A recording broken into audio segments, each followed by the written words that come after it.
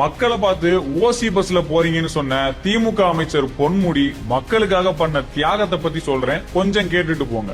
1990ல சைதாப்பேட்டையில அரசுக்கு சொந்தமான 3630 சதுரடி நிலத்தை ஆக்கிரமிச்சு ஆட்டையை போட்ட வழக்கு.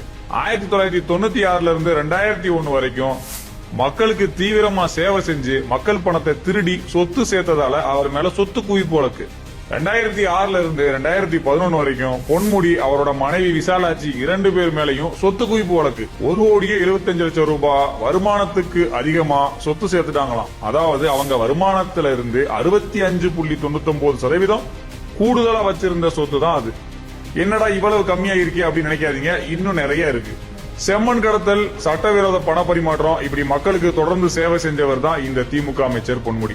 இந்த வழக்குல தான் 2023ல நீதிமன்றம் தீர்ப்பு சொல்லிச்சு, உங்க 2 பேருக்கும் 3 வருஷம் ஜெயில் தண்டனை, 50 லட்சம் ரூபாய் அபராதம் அப்படின்னு.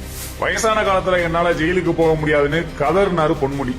அப்புறம் என்ன, அமைச்சர் பதவியும் பறிக்க வேண்டிய சூழ்நிலை வந்துச்சு. உடனே ஆதங்கப்பட்ட பொன்முடி, தலைவரே, மத்த அமைச்சர்களை விட நான் கம்மியா தான் அடிச்சிருக்கேன், இது உங்களுக்கே தெரியாதா அப்படின்னு கேட்க, சரி கொஞ்ச நாள் பொறு பொன்முடி, மறுபடியும் அமைச்சர் பதவி தர்றேன்னு சொல்லி கொடுத்த வாக்கையும் காப்பாத்தினவரு நம்ம கரைபடியாத முதலமைச்சர். பொன்முடியோட மகன்கள் கௌதம் சிகாமணி, அசோக் சிகாமணி 2 பேர் பேர்லயும் கோடிக்கணக்கான ரூபாய்க்கு சொத்து.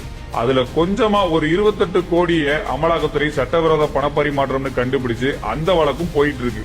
பொன்முடி மேலையும் அவரோட மகன்கள் மேலையும் அமலாக்கத்துறை இப்போ சார்ஜ் ஷீட் போட்டுட்டாங்க. கூடிய விரைவில் மக்களை பார்த்து ஓசி பஸ்ன்னு சொன்ன பொன்முடி ஜெயில ஓசி சோறு திங்க போறாரு.